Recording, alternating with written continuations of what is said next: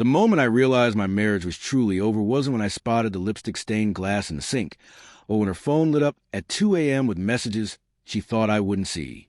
It was the night she stared straight into my eyes, slipped into her black dress, and said, "I need more than sitting here home with you." Then she walked out for a party, and I disappeared. Let me backtrack. My name is Aaron. For 7 years, I believed I had built a life with a woman I adored more than air itself. Claire.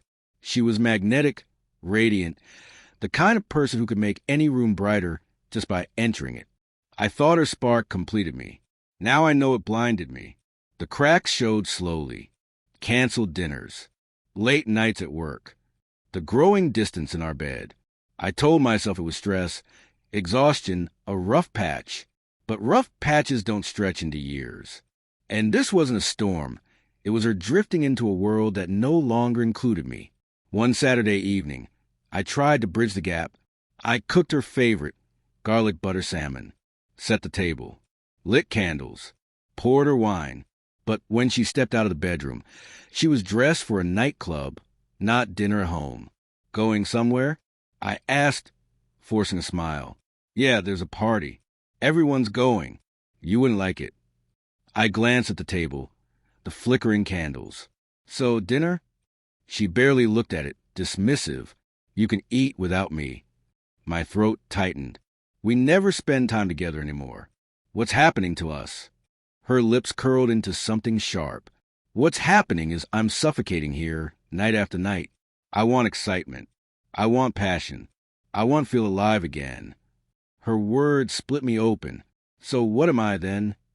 I whispered. Her smirk burned itself into my memory. You're safe. But safe is boring. That was it. The moment I knew our marriage had died long before that night. So while she went chasing her excitement, I made my choice. I vanished. No note, no forwarding address. Just silence. I shut off my phone, took my share of our savings, and drove through the night until the highway blurred into nothing. By dawn, I was 3 states away. For weeks, I drifted like a ghost, cheap motels, rented rooms, odd jobs, anything to stay off the radar. I couldn't stomach the idea of her calling, pretending regret, only to pull me back under. One night in that dim motel room, staring at my hollow reflection, I made myself a promise. No more. If Claire wanted to waste her life chasing thrills, let her. I would build mine from the ground up. The next 2 years nearly broke me. Construction by day, business courses at night. One small contract, then another. Slowly, I built something of my own, something she could never touch. I poured every drop of anger, grief, and betrayal into it. It wasn't glamorous at first, but money started flowing. I traded that motel for a condo with a view of the city. My body hardened from long work days and nights at the gym. I was transforming, inside and out, but even with progress, her betrayal haunted me. Nights were the hardest. Her words echoed in my head. Safe is boring. I swore no one would ever call me boring again. 2 years later, fate circled back. At a business gala celebrating a major deal, I stood in a tailored suit, steady and confident, and across the glittering room, I saw her, Claire. She hadn't aged well. The glow that once captivated me had dulled, worn down by late nights and empty thrills. Her eyes darted nervously, her posture no longer commanding but desperate. Then she spotted me. Her glass nearly slipped. Aaron, I gave her a polite smile. Claire. Her eyes scanned me up and down, wide with disbelief. You look different. Successful. God, I didn't expect to see.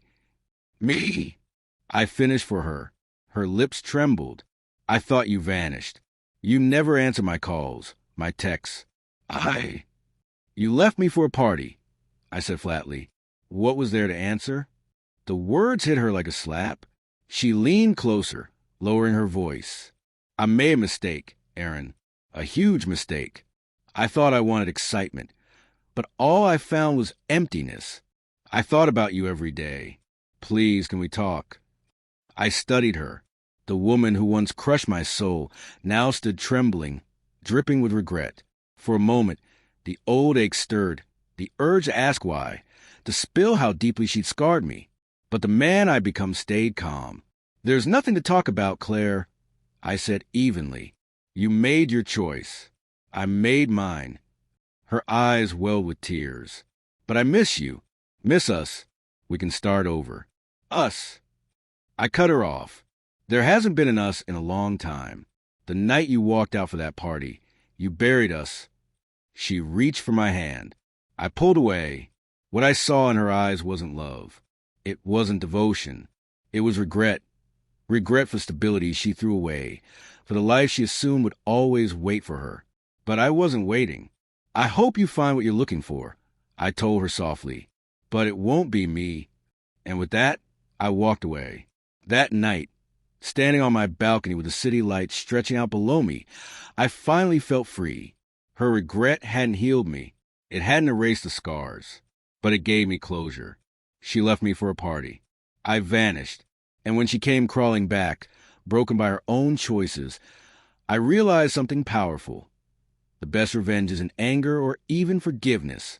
It's living so fully, so fiercely, that the one who betrayed you becomes nothing more than a shadow. And me? I was no longer the man sitting at that table, staring at untouched salmon and flickering candles.